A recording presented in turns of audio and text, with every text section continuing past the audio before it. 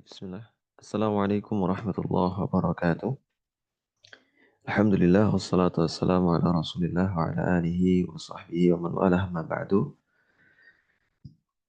Kaum muslimin yang dirahmati oleh Allah Subhanahu wa taala. Alhamdulillah kita lanjutkan kembali pembacaan kitab Tafsir As-Sa'di karya Syekh Abdurrahman bin Nasir As-Sa'di rahimahullah taala, dan kita masih di surah Al-Baqarah. Saat ini masuk ke ayat kelima. Allah Azza wa Jalla berfirman, Ulaika ala hudam min rabbihim wa ulaika humul muflihun. Kata Allah Subhanahu wa taala, ulaika yaitu kata mufassir al-mausufuna bitilka sifatil hamidah, yaitu orang-orang yang disifati atau memiliki karakteristik sebagaimana yang disebutkan di ayat-ayat 3 dan 4 sebelumnya. Ala hudam min rabbihim, mereka berada di atas petunjuk Rabb mereka, yaitu ala hudan azim, di atas petunjuk yang begitu mulia, begitu agung. Lianna tankira litta'zim. Lianna tankira litta'zim. Kata beliau, karena tangkir, ya, tangkir maksudnya adalah nakirah atau undefinite ya. Yaitu hudan di sini, bentuk lafadz hudan di sini. Lianna tankira litta'zim, dalam rangka untuk ta'zim. Jadi di antara faidah atau hikmah ketika satu kata dalam bahasa Arab dalam bentuk tankir atau nakirah itu dalam rangka untuk mentakzim.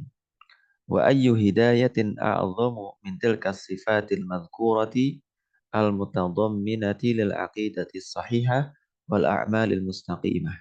Hidayah mana yang lebih agung, lebih mulia dibandingkan karakteristik yang disebutkan ada pada orang-orang bertakwa, yaitu berupa keyakinan yang lurus dan juga amal-amal yang lurus. Hingga ada hidayah yang lebih utama dibandingkan hidayah ketika seorang memiliki karakteristik orang-orang bertakwa, yaitu mereka beriman kepada hari akhir, mereka mengerjakan sholat, mengerjakan zakat, atau membayarkan zakat, terus kemudian mengimani kitab-kitab dan lain sebagainya. Ini makanya disebut lafadz hudan di sini dalam bentuk nakirah. Ala hudam min rabbihim. Wahal al-hidayatu atau wahalil hidayatu fil haqiqah illa hidayatuhu wa ma siwaha mimma khalafaha fahiya dhalalah. Dan bukankah hidayah yang sebenarnya adalah hidayah mereka tadi, yaitu hidayah yang dimiliki oleh orang-orang bertakwa. Adapun selain hidayah tersebut, yaitu berupa keyakinan yang disebutkan dalam ayat-ayat sebelumnya atau amalan-amalan yang disebutkan dalam ayat sebelumnya, fahiya dhalalah, maka terhitung sebagai kesesatan. Dia orang nggak ngerjain sholat atau sebaliknya, orang nggak membayarkan zakat, orang nggak beriman kepada hari akhir, orang nggak beriman kepada kitab-kitab Allah, maka fahiyya dhalalah itu termasuk bentuk kesesatan. Wa atabi ala fi hadzal mawdi' ad-dalati 'alal isti'la. Ditunjukkan dengan kata ala dalam rangka untuk isti'la, menunjukkan bahwasanya itu berada di atas. Wa fid dhalalati ya'ti bi fi kama fi qawlihi. Sementara kalau dhalalah itu datang atau digandeng dengan berbarengan dengan lafadz fi. Nah, bi fi digandengkan dengan lafadz fi ini menunjukkan dalamnya atau bawah. Wa inna, bagaimana bagaimana firman Allah Azza wa Jalla, wa inna au iyyakum la'ala hudan au fi dhalalin mubin. Dan sungguhnya kami atau kalian semua, saya berada di atas petunjuk atau di apa? Di kesesatan yang nyata. Maka hudan di sini digandengkan dengan a'la untuk menunjukkan ketinggiannya, sementara dolal kesesatan ditunjukkan dengan fi untuk menunjukkan bawah. Lianna sahibal huda musta'lin bil huda. Karena orang yang mendapatkan petunjuk itu ditinggikan oleh Allah Azza wa Jalla dengan petunjuk yang ada di dirinya. Murtafi'in bihi. Oh, afwan. Lianna sahibal huda, yaitu zat yang memberikan petunjuk, musta'lin bil huda. Afwan ya. Benar yang pertama tadi ya. Karena orang yang mendapatkan petunjuk, orang yang memiliki petunjuk dari Allah Azza wa Jalla musta'lin bil huda. Ditinggikan dengan petunjuk yang ada pada dirinya. Murtafi'in bihi atau terangkat derajatnya.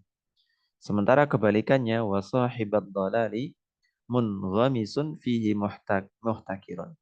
Maka orang-orang yang apa sesat atau orang-orang yang ditakdirkan sesat, maka munghamisun fihi. Mereka tenggelam di dalam kesesatan tadi. Muhtakirun dihinakan sehina-hinanya.